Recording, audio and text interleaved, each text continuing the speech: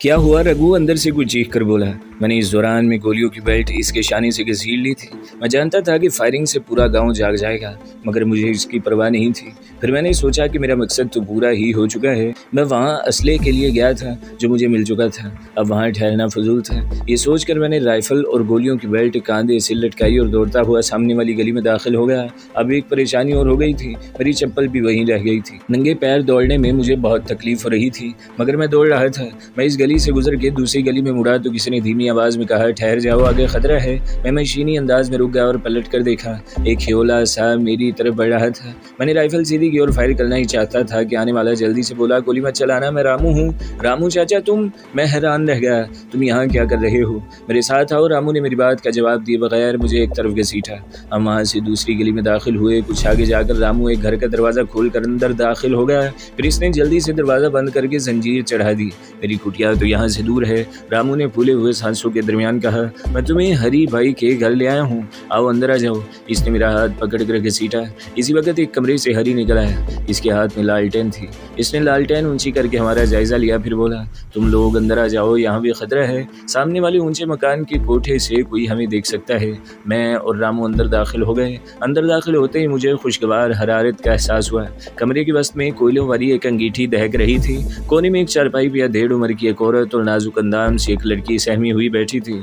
एक लालटेन पहले से कमरे में रखी थी। हरी दूसरी लालटेन लेकर अंदर दाखिल हुआ तो वहाँ अच्छी खासी रोशनी हो गई। हरी शायद अपनी बेटी और बीवी को मेरे बारे में बता चुका था। दोनों माँ बेटी की आंखों में मेरे लिए तशक्कुर था। कमरे के दूसरे कोने में एक और चारपाई पड़ी थी। हरी ने 2 चारपाई अंगीठी के पास घसीट ली और मुझसे बोला, बैठ बेटा। मैं चारपाई पर बैठ गया। मेरे साथ ही रामू भी बैठ गया। लड़की अचानक घबराए हुए लहजे में बोली, भैया जी आपके पैरों से तो खून बह रहा है। मैंने चौंक कर देखा, मेरे पैर वाकई लहूलुहान थे। नंगे पैर दौड़ते हुए शायद कोई शीशा वगैरह लग गया था। हरी की बीवी जल्दी से उठी और एक कपड़ा फाड़ कर इससे मेरे पैर साफ करना चाहे, मगर मैंने पैर जल्दी से समेट लिया और कहा, चाची आप क्यों तकलीफ करती हैं, लाए ये कपड़ा मुझे दे दें। मैंने कपड़ा इसके हाथ से ले लिया और तलवे से बहता हुआ खून साफ करने लगा। मेरे पैर इस वक्त मिट्टी और खून में उथड़े हुए थे। पुष्पा, हरी ने कहा, जरा जल्दी से पानी गर्म कर ले, देखो तेरा भाई शहरी है, इसे चाय बनाकर पिला, इसे चाय की ज़रूरत भी है। मैं हैरान रह गया। मुझे उम्मीद नहीं थी कि इस गांव में चाय भी मिलेगी, मगर वो कोई 60-70 साल पहले का गांव नहीं था जब लोग चाय को दवा के तौर पर इस्तेमाल करते थे। फिर वो गांव आलाबाद से ज़्यादा दूर भी नहीं था। गांव वाले शहर जाते रहते होंगे। मेरी हैरत को हरी और रामू दोनों ने महसूस कर लिया। रामू हंसकर बोला, तुम किस बात पर हैरान हो बेटा? मुझे उम्मीद नहीं थी कि इस गाँव में मुझे चाय भी मिलेगी, मैंने जवाब दिया। मेरी बात पर हरी बेसाख्ता मुस्कुराने लगा और बोला, मेरे बाप के दौर में ये बात हैरानी की थी, मगर अब तो ज़माना बहुत तरक्की कर गया है। गाँव के बहुत से लड़के पढ़ गए हैं, लड़कियां तक पढ़ रही हैं। मेरी पुष्पा भी मिडिल पास है। गांव में बिजली भी आ चुकी है, मगर छोटे ठाकुर ने अपनी हवेली और कुछ खास घरों के अलावा गांव वालों को बिजली लेने नहीं दी। मगर हरी चाचा, मैं तो समझता था कि यहाँ जिम्मेदारी ख़त्म हो चुकी है। यहाँ बड़े बड़े जागीरदार और महाराजे नहीं होते, मगर छोटे जिम्मेदार अब भी हैं। इन लोगों की ज़मीनें तो कम हैं, मगर ठस्सा वही है। इलाके का पुलिस अफसर इनकी मर्जी के बगैर कोई काम नहीं करता। ये लोग कभी धौंस और धांधली से और कभी पैसे से पुलिस को खरीद लेते हैं। गाँव वाले इसलिए इनसे डरते हैं। मगर चाचा, बिजली का कनेक्शन लेने से कोई गांव वालों को कैसे रोक सकता है? मैंने हैरत से कहा, रोक तो नहीं सकता, मगर कोशिश तो कर सकता है ना। अब नहीं तो साल भर बाद हमें बिजली मिलेगी। सुना है गांव के एक लड़के ने सरकार को दरख्वास्त भी दे रखी है। वो लड़का इलाहाबाद में वकालत करता है। फिर छोटे ठाकुर ने इसके खिलाफ कुछ नहीं किया। मैंने पूछा, छोटे ठाकुर ने अपनी सी कर देखी, मगर लड़के की पहुंच असेंबली के मेंबरों तक है और सुना है कि वो खुद भी किसी सियासी पार्टी में शामिल हो गया है। इसका मतलब है कि अब छोटे ठाकुर के दिन गिने जा चुके हैं। मैंने हंस कर कहा, वो हत्यारा इतनी आसानी से नहीं मरेगा। हरी ने कहा, वो आज ही मरेगा। हरी चाचा, मैंने फैसला कौन लहजे में कहा, ये रात इसकी ज़िंदगी की आखिरी रात है। इसी वक्त पुष्पा सुखड़ी सिमटी मेरे सामने आ खड़ी हुई और बोली, भैया जी पानी गर्म हो गया है, आप पहले पैर धो लें, फिर मैं चाय देती हूँ। ऐसा करो बेटी के भाई के पाँव धुलाकर बाकी पानी को कपड़े धोने वाले कुंडे में डालकर यहाँ ले आओ। ये गर्म पानी में पाँव डालकर बैठेगा तो इसकी सारी थकन उतर जाएगी। हरी ने कहा। बाहर बैठकर मैंने पाँव धोए। खून अब रुक गया था। मेरे पैर में शीशा नहीं बल्कि शायद कोई नोकीला पत्थर लगा था, क्योंकि जख्म ज़्यादा बड़ा नहीं था, इसीलिए खून भी बंद हो गया था। शीशे की धार तो छुरी से भी ज़्यादा तेज़ होती है। मैं पाँव धोकर फारिग हुआ तो पुष्पा ने खुश कपड़ा और हवाई चप्पल मेरी तरफ बढ़ा दी।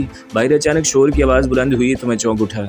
बहुत से दौड़ते हुए कदमों की आवाज़ें गली में सुनाई दी। फिर लोग शोर करते हुए दूसरी तरफ निकल गए। गाँव वालों वालों को शायद रघु की मौत की खबर हो गई थी। रामू ने कहा और उठ खड़ा हुआ। मैं भी जाकर देखता हूँ। ठहर जाओ रामू भैया, हरी ने एक मोटा खेस जिस्म पर डालते हुए कहा। मैं भी चलता हूँ, वरना गाँव वालों को खामखा मुझ पर शक होगा। इतने शोर शराबे के बाद कोई आदमी घर में कैसे बैठ सकता है। ठीक कहते हो, रामू ने कहा। मेरे जाने के कुछ देर बाद तुम भी आ जाना। फिर वो मुझसे मुखातिब हुआ। तुम आराम से बैठो, यहाँ तुम्हें कोई खतरा नहीं है। वो मुझे तसल्ली देकर चले गए। मैं गर्म पानी में पाँव डालकर बैठ गया और अब गरम गरम चाय पी रहा था। वो दोनों माँ बेटी मेरे आगे बिछी जा रही थी। मैंने राइफल उठाकर इसका मैगजीन चेक किया। वो जदीद साख्त की हल्की फुल्की राइफल थी। ठाकर ने शायद ख़ास तौर से ये राइफल रघु को दी थी। वो राइफल इम्पोर्टेड नहीं थी, भारत ही में बनी थी, मगर किसी भी मुल्क की राइफल का मुकाबला कर सकती थी। मैं इंडिया में बने हुए हर हथियार के गहरी नज़र से जायज़ा लेता था, फिर इसका मुआजना अपने मुल्क में तैयार होने वाले हथियारों से करता था। भैया जी, अचानक पुष्पा ने मुझे मुखातिब किया। एक बात पूछूं? पूछो, एक नहीं बल्कि कई बातें पूछो। बापू कह रहे थे कि तुम मुसलमान हो। हाँ, मैं मुसलमान हूँ, मैंने हंस कर कहा। बस इतनी सी बात पूछना थी। और तुम पाकिस्तान से आए हो? इसने झिझक कर पूछा। मैं पाकिस्तान से आया नहीं हूँ, बल्कि तकदीर की गर्दिश ने मुझे यहाँ फेंक दिया है। मैं तो वो बदबख्त हूँ जिस पर ज़मीन तंग हो गई है। मेरे मुल्क का कानून भी मेरे खून का प्यासा है, मौत वहाँ भी मेरा मुकद्दर है। अब तो भागते भागते मेरे पाँव शल हो चुके हैं। मेरी हुकूमत मुझे दहशतगर्द और गद्दार समझती है। दुनिया में मेरे लिए कहीं पनाह नहीं है। ये कहते हुए न जाने क्यों मेरी आवाज़ गलोगीर हो गई। मैंने देखा मासूम सी वो लड़की ज़ारो कतार रो रही थी। न सिर्फ वो बल्कि इसकी माँ भी आंसू बहा रही थी। एक लम्हे को मैंने सोचा कि आखिर वो क्यों रो रही हैं, इनसे मेरा क्या रिश्ता है। मैंने मौजू बदलने को पुष्पा से कहा, तुमने चाय तो बहुत अच्छी पिलाई है, मगर मैं तो सिगरेट भी पीता हूँ। अब तुम सिगरेट पिलाओ तो बात है। लो भैया जी, ये भी कोई बात है। पिछले महीने मामा जी आए थे तो अपनी सिगरेट यहाँ भूल गए थे। वो पैकेट अब भी रखा है, मैं अभी लाती हूँ। वो गई और दरवाज़ा खोलकर बाहर निकल गई। चंद मिनट बाद वो सिगरेट का पैकेट ले आई। इसके साथ माचिस भी थी। वो सिगरेट घटिया किस्म के थे, मगर इस वक्त खूब मज़ा दे रहे थे। पानी अब ठंडा हो चुका था। मैंने पानी से पैर निकाले और कपड़े से खुश करके बिस्तर पर आलती पालती मारकर बैठ गया। हरी की बीवी फ़ौरन मेरे लिए एक लिहाफ ले आई। मैंने वो लिहाफ पैरों पर डाल दिया और नीम दराज होकर सिगरेट फूंकने लगा। मेरा अंदाज़ा था कि इस वक्त ज़्यादा से ज़्यादा 11 बजे होंगे। सर्दी हो या गर्मी, इस वक्त कराची में गोया दिन होता है, मगर इस गाँव में तो इस वक्त ऐसा सन्नाटा था जैसे रात का आखिरी पहर हो। इन लोगों का शोर शराबा भी थम गया था। मेरा ख्याल था कि पूरा गाँव रघु के मकान पर जमा होगा। वहाँ एक ना दो पूरे 3 आदमियों का खून हुआ था। गांव की तारीख में तो ये हवलनाक वाक़या होगा। इक्का दुक्का कत्ल तो होते ही रहते हैं, मगर एक साथ 3 कत्ल गांव वाले तो इनकी लाशें देखकर ही सहम गए होंगे। रामू और हरी भी अब तक नहीं लौटे थे। इनके आने के बाद ये असल सूरत हाल का इल्म हो सकता था कि गांव वाले इस वाक़े को क्या रंग दे रहे हैं। पुलिस भी पहुंची है या नहीं। फिर मुझे ज़्यादा देर इंतज़ार नहीं करना पड़ा। हरी और रामू आगे पीछे घर में दाखिल हुए। इनके चेहरे धुआं धुआं हो रहे थे। इनकी हालत देखकर मेरा दिल भी अनजाने खदशे से धड़क उठा। मैंने पूछा, क्या हुआ हरी चाचा? आहिस्ता बोल बेटे, हरी ने घबरा कर कहा। पुलिस यहाँ पहुँच चुकी है। इन लोगों का ख्याल है कि कत्ल में इसी मुसलमान दहशतगर्द का हाथ है जिसे वो सुबह तलाश कर रहे थे। फिर वो चौंक कर बोला, तुम्हारे साथ कोई और भी था? हाँ, क्या वो पकड़ा गया? मैं हाल में इस तरह में खड़ा हो गया। नहीं, वो भी आसपास के किसी इलाके में गायब हो गया था। पुलिस को यकीन है कि वो दोनों आदमी इसी गाँव में कहीं छुपे हुए हैं। मैं हाल में इस तरह में टहलने लगा। मेरी कलाई पर रेस्ट वॉच भी नहीं थी कि वक्त ही का कुछ अंदाज़ा होता। रामू की कलाई पर पुरानी सी एक घड़ी बंधी थी। मेरे पूछने पर इसने बताया कि इस वक्त 12:30 बजे हैं। ठीक है, फिर मैं अभी और इसी वक्त गांव से निकल जाता हूं। मैंने कहा, मैं नहीं चाहता कि मेरी वजह से आप लोगों पर कोई मुसीबत है। मगर बेटा, जाओगे कैसे? इस इलाके की नाकाबंदी कर रखी है पुलिस ने, रामू ने कहा। पुलिस को ये यकीन क्यों है कि वो दहशतगर्द यही छुपे हुए हैं? शक तो इन लोगों को पहले भी था। हमारे गाँव समेत आसपास के 6 गाँव पे इन्हें शुबा था, क्योंकि जीप इन्हें इस इलाके से मिली थी। फिर उन्होंने इन देहात की नाकाबंदी कर ली। कत्ल के इन वाक़यात के बाद इन लोगों को पक्का यकीन हो गया कि तुम दोनों या कोई एक इस गांव में मौजूद है। रामू ने पुरतफक्कर लहजे में कहा। हमारे गांव में मुश्किल से 250 घर होंगे। पुलिस वाले घर घर की तलाशी की बात कर रहे थे। हरी घबरा कर बोला, अब क्या होगा? हरी की बीवी घबरा कर बोली। इसके चेहरे पर हवाइयाँ उड़ रही थी। घबराओ मत चाची, मैंने इसे तसल्ली दी। मैं आप लोगों को नुकसान नहीं पहुँचने दूंगा, मैंने कहा। इस वक्त मेरा जहन बहुत तेज़ी से काम कर रहा था। गाँव से बाहर निकलने का मतलब था गिरफ्तारी, गाँव में भी रहने का नुकसान था। गाँव में इस वक्त कितने पुलिस वाले हैं? मैंने कुछ सोचते हुए पूछा। गाँव में में तो सिर्फ 2 आदमी हैं, वो भी रघु के पड़ोसियों और गली वालों से पूछताछ कर रहे हैं। इनका अफसर शायद छोटे ठाकुर के साथ हवेली में है, हो सकता है चला गया हो। रामू ने मुझे तफसील से बताया। मैंने रामू से पूछा, मुझे कहीं से जूते मिल जाएंगे? जूते तो मिल जाएंगे, मगर तुम क्या करना चाहती हो? रामू ने फिक्रमंद होकर पूछा। बस तुम देखते जाओ, मैंने पुरख्याल अंदाज में कहा। मेरे जूते पहन कर देखो, शायद ये तुम्हें पैर में आ जाए। वो पलंग के नीचे से अपने जूते निकालते हुए बोला। मैंने जूता पहन कर देखा, वो मेरे पैर में कुछ ढीला था, मगर फौरी तौर पे काम चल सकता था।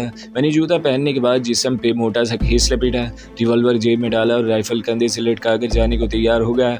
बाहर मत जाओ बेटा, हरी की बीवी गलोगीर लहजे में बोली। बाहर तुम्हारे लिए खतरा है, यहाँ तुम मेरे साथ साथ आप सब के लिए भी खतरा है। मैंने कहा। पुलिस ने घर घर तलाशी शुरू कर दी, तो मेरे साथ साथ आप सब भी मुसीबत में पड़ जाएंगे। फिर मैं हरी की तरफ घूमा। चाचा मुझे इतना बता दो कि ठाकर की हवेली किस तरफ है? तुम अब भी हवेली की तरफ जाओगे? हरी ने हैरत से मुझे देखा।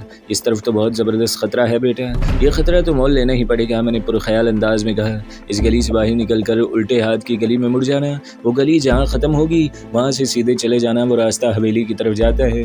हरी ने ये ज़मुर्दा लहजे में कहा। जाओ बेटा, भगवान तुम्हारी कृपा करे। हरी की बीवी रोने लगी। पुष्पा भी बुरी तरह से सिसक रही थी। मैंने इसके सर पर हाथ रखा और कहा, अगर मैं जिंदा रहा तो एक दफ़ा ज़रूर यहाँ आऊँगा। मेरा तुझसे खून का कोई रिश्ता नहीं है, हमारा मज़हब भी अलग है, मगर इसके बावजूद मैं तुझे अपनी बहन समझने लगा हूँ। पुष्पा, मेरी आंखों में आंसू आ गए। मुझे माफ़ कर देना गुड़िया, मैं तेरे लिए कुछ न कर सका। भैया जी, पुष्पा के मुंह से मुश्किल तमाम ये अल्फाज निकले, फिर इसकी हिचकी बंद गई। मैं इसके बाद किसी की तरफ देखे बगैर तेज़ी से बाहर निकल गया। गलियाँ पहले की तरह सुनसान थी। सर्दी इतनी शदीद थी कि गाँव के कुत्ते तक दुबके हुए थे। मैंने राइफल खेस के नीचे छुपा ली थी और तेज़ तेज़ कदम उठाता हवेली की तरफ बढ़ रहा था। मैं नहीं जानता था कि जो कुछ मैं करने जा रहा हूँ इसका अंजाम क्या होगा। मैंने एक जुआ खेलने का फैसला किया था, जिसमें जीतने का इम्कान बहुत कम था और नाकामी का मतलब था मेरी मौत। मौत तो हर सूरत में मुकद्दर थी, फिर कुछ करके क्यों न मरा जाए। यही सोचकर मैं ठाकर की हवेली की तरफ जा रहा था। सर्दी लम्हा ब लम्हा शदीद होती जा रही थी। ये बात एक तरह से मेरे हक में जाती थी। गाँव में कोई चौकीदार होगा भी तो वो किसी कोने में सिमटा बैठा होगा। मैं गली की दीवार के साए में आहिस्ता आहिस्ता हवेली की तरफ बढ़ता रहा। वो गली ख़त्म हुई तो अचानक मेरे सामने हवेली की बुलंदों वाला दीवार आ गई। मैंने अंदाज़ा किया कि इस दीवार की ऊंचाई कम से कम 18 फीट ज़रूर होगी। इसका फाटक दाएं जानिब था। इसके दोनों सिरों पर बड़े बड़े लैंप रोशन थे। इनकी रोशनी खासी दूर तक जा रही थी। मैं अगर सामने से जाने की कोशिश करता तो यकीनी तौर पर ठाकुर का कोई मुहाफिज मुझे देख लेता। मैंने हवेली के अकबी हिस्से से किस्मत आजमाई का फैसला कर लिया। अकबी हिस्से में शायद ठाकुर के मवेशी थे, क्योंकि इस तरफ से भैंसों और गायों के डकराने की मदम आवाज़ें सुनाई दे रही थी। कभी कभी फिजा में घंटियां सी बजने लगीं। वो घंटियां भैंसों और गायों के गले में पड़ी होंगी। पुष्ट पे एक दरवाज़ा भी नजर आ रहा था। मैं चंद लम्हे सोचता रहा, फिर दरवाजे पर आहिस्ता से दस्तक दी। कोई फ़ौरन ही दरवाजे के पास से सरगोशी में बोला, कौन? निर्मला, जल्दी दरवाज़ा खोलो, मैंने सरगोशी में कहा। वो शायद मवेशियों का रखवाला था और किसी निर्मला का इंतज़ार कर रहा था। वो इसके इंतज़ार में शायद दरवाजे के पास ही बैठा था। जब ही तो पहली ही दस्तक पे बोला। मैं समझ गया कि निर्मला इसकी महबूबा होगी और चोरी छुपे इससे मिलने आती होगी।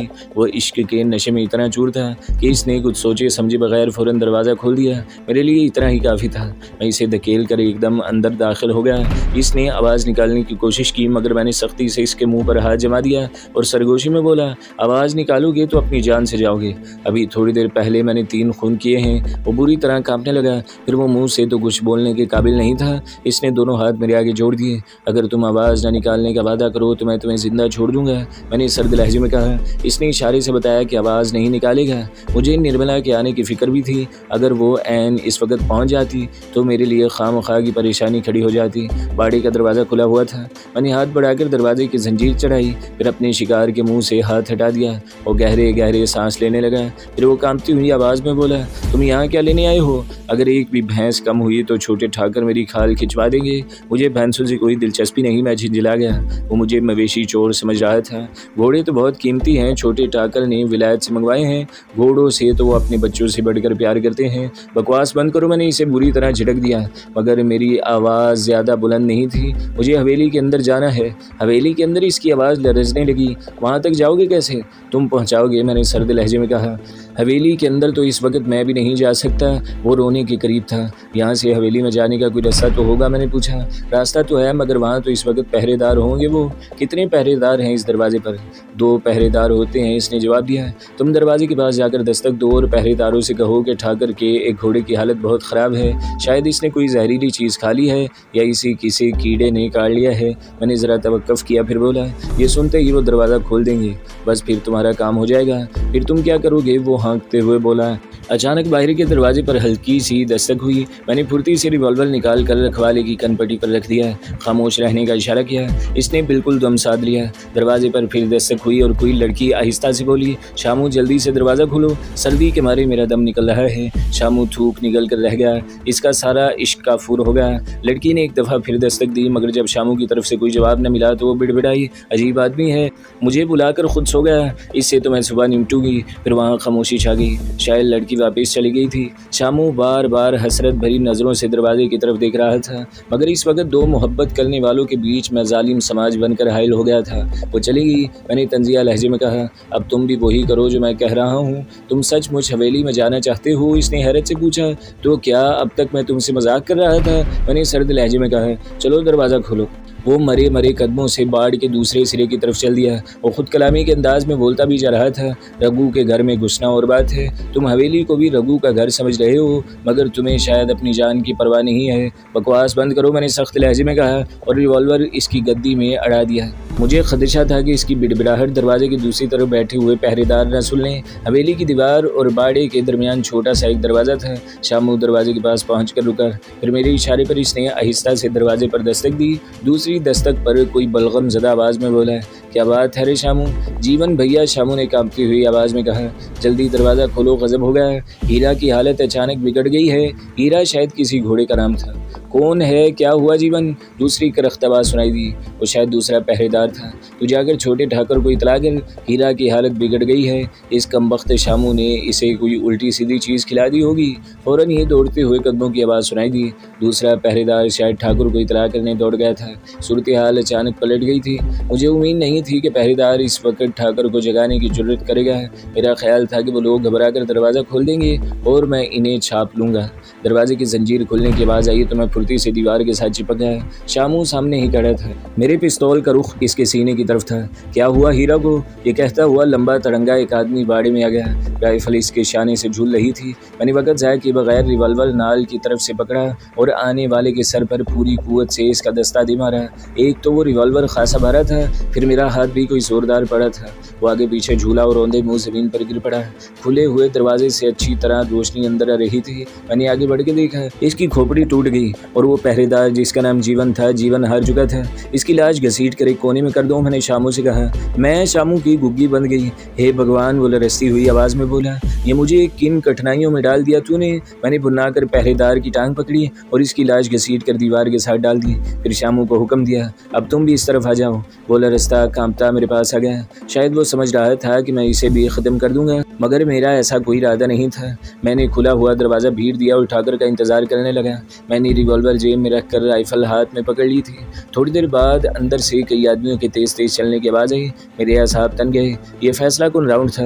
मेरा अंदाज़ा यहाँ भी गलत साबित हुआ था। मेरा ख्याल था कि ठाकर बदहवास होकर अकेला ही इस पहरेदार के साथ दौड़ा चलाएगा, मगर कदमों की चाप से अंदाज़ा हो रहा था कि आने वाले कई हैं। वो यकीनन ठाकर के मुलाजिमीन थे। मुमकिन है वो सब मुसल्ले होंगे। मैंने घबरा कर सोचा, मैं तन्हा इन सब का मुकाबला कैसे कर सकता हूँ? मगर मैंने भी सोच लिया था कि मरने से पहले ठाकर समेत कम से कम 3 आदमियों को मार के मरूंगा। वो सब दरमियानी दरवाजे के नज़दीक आकर रुक गए। फिर एक भारी और बावकार आवाज़ गूंजी, ये जीवन कहाँ गया? शामू के साथ हीरा के पास होगा सरकार, किसी ने जल्दी से कहा। मैंने सांस तक रोक लिया। राइफल मैंने पहले ही लोड कर ली थी। मेरी उंगली ट्रिगर पर थी और मैं 1 मिनट के 1000वें हिस्से में फायर कर सकता था। अचानक दरमियानी दरवाज़ा खुल गया और वही बावकार आवाज़ आई, यहाँ अंधेरा क्यों है? इस हरामजादे शामू ने लाइट क्यों नहीं जलाई? अब मैं इसे कैसे बताता कि वो हरामजादा शाबू अपनी महबूबा के इंतज़ार में ब्लैकआउट किए बैठा था। बोलने वाला दरमियानी दरवाजे से अंदर आ गया। वो नाइट गाउन में मलबूस था और किसी तरफ से गांव का ठाकर नहीं लग रहा था। गुफ्तगू से भी वो पढ़ा लिखा लग रहा था। वो मेरी तरह दराज कद और मजबूत जिस्म का मालिक था। मैंने चंद लम्हों में इसका जायज़ा ले लिया। फिर इससे पहले कि कोई और मुहाफिज या मुलाजिम बाड़े में दाखिल होता, मैंने चीते की तरह झपट कर अपना बायां हाथ इसकी गर्दन में डाल दिया और इसके जिस्म को ढाल बना लिया। शामू के मुंह से दबी दबी चीख निकली। ठाकुर घुर्रा कर बोला, कौन है बे, छोड़ दो मुझे। ये कहकर वो जोर लगाने लगा। इसकी आवाज़ में खौफ का शाइबा तक नहीं था। वो खासा जानदार आदमी था और मेरी गिरफ्त से निकलने के लिए जान तोड़ कोशिश कर रहा था, मगर मेरे शिकंजे से निकलना इसके बस में नहीं था। मेरी राइफल बीच में अटक रही थी। मैंने फुर्ती से राइफल कांधे पर लटकाई और एक मरतबा फिर रिवॉल्वर निकाल लिया। रिवॉल्वर की नाल मैंने इसकी कनपट्टी पर रख दी और गुर्रा कर बोला, बंद करिए उछल कूद वरना खोपड़ी उड़ा दूंगा। इसके मुलाजमीन गोया सकते की कैफियत में थे। वो तसव्वुर भी नहीं कर सकते थे कि कोई ठाकुर को यूं भी दबोच सकता है। मैंने इन लोगों से कहा, तुम में से किसी ने भी हरकत की तो ये हरामजादा दूसरा सांस न ले सकेगा। तुम हो कौन और मुझसे क्या चाहते हो? मैं वही दहशतगर्द हूँ जिसकी तलाश में पुलिस मारे मारे फिर रही है। मैं इस गाँव से निकलना चाहता हूँ। मैंने जानबूझकर अपने लहजे को करख्त बना लिया था। ये जानकर तो ठाकर को भी सांप सूख गया कि मैं वही दहशतगर्द हूँ। इन सब से कहो कि रास्ता छोड़ दें वरना मैं फायर करने में देर नहीं करूँगा। मैंने सफाक लहजे में कहा, रास्ता छोड़ दो और किसी को कुछ करने की ज़रूरत नहीं है। ठाकर का लहजा शिकस्ता था। वो सब एक एक करके सामने से हट गए। अब अंदर हवेली में चलो। मैंने इसे अंदर की तरफ धकेला, मगर याद रखो किसी ने भी हीरो बनने की कोशिश की तो तुम अपनी जान से जाओगे। मैं अब तक बेशुमार खून कर चुका हूँ। ये खून तुम्हारा भी सही। मेरी इजाज़त के बगैर कोई यहाँ सांस भी नहीं ले सकता। ठाकर ने कहा। मुझे इसकी बात पे बेसाख्ता हंसी आ गई। एक ऐसा आदमी दावा कर रहा था जो खुद बकरी के बच्चे की तरह मेरे शिकंजे में फंसा हुआ था। मैं महतात अंदाज में इसे धकेलता हुआ हवेली के सहन में दाखिल हो गया। अचानक बाएं तरफ से एक साया सा झपटा। मैं बिजली की फुर्ती से ठाकर समेत घूम गया। ठाकर के एक मुलाजिम ने मेरे सर पे लाठी से वार करना चाहा। मेरे सामने से घूमने पर ठाकर का शाना लाठी की जद में आ गया। हमलावर मेरी इस हरकत से खुद भी बौखला गया। मैं बिजली की सी फुर्ती से ठाकर समेत घूम गया। ठाकर के एक मुलाजिम ने मेरे सर पर लाठी से वार करना चाहा था। मेरे घूमने से ठाकर का शाना लाठी की जद में आ गया। हमलावर मेरी इस हरकत से खुद भी बौखला गया था, इसलिए इसका वार उचट गया। ठाकर के हलक से अजियत भरी कराह निकली। मैंने अपनी जगह पे खड़े खड़े हमलावर के चेहरे पर पूरी क़ुव्वत से लात रसीद की। वो ज़रब इतनी भरपूर थी कि अगर घोड़े के मुंह पर पड़ती तो वो भी ढेर हो जाता। वो तो फिर एक आदमी था। लात खाते ही वो उलट कर गिरा और साकित हो गया। इसके साथ ही ठाकर के मुंह से गालियों का सैलाब उमड़ पड़ा। वो अपनी मुलाजमीन को इंतहाई फाहिश गालियां दे रहा था। कुत्ते के पिल्लो, तुम लोगों ने सुना नहीं मैंने क्या कहा? वो धाड़ कर बोला, तुम लोग चाहते हो कि मैं इसके हाथों मारा जाऊं? ये उल्लू का पट्टा अगर मरा नहीं है तो मैं इसे खुद अपने हाथों से गोली मार दूंगा। इसने मेरी लात से गिरने वाले की तरफ इशारा किया। अगर ये मर गया तो इसकी बीवी और बच्चों की खाल खिंचवा लूंगा। इसने हरकत कैसे की मेरा कहा टालने की? इस हरामजादे ने लाठी मारने से पहले ये नहीं सोचा कि वो मुझे भी लग सकती है। मैं इसे छोड़ूंगा नहीं। वो सब दम बखुद खड़े थे। ऐसा लग रहा था जैसे वो सब अचानक पत्थर के हो गए हों। मैंने फिर तहकीर अमेज़ अंदाज में ठाकर को धकेला और कहा, तुम रुक क्यों जाते हो चलते चलते? फिर मैं लहजा बदल कर बोला, मैं पहली गलती माफ़ कर देता हूँ। अगर अब कोई हीरो बना तो तुम्हारे साथ साथ वो भी मारा जाएगा। तो दोस्तों, अगली किस्त सुनने के लिए हमारे चैनल को ज़रूर सब्सक्राइब करें, वीडियो को लाइक करें और बेल के आइकन पर भी क्लिक कर दें ताकि हर जो आने वाली वीडियोज़ हैं वो आपको सबसे पहले मिलती रहें।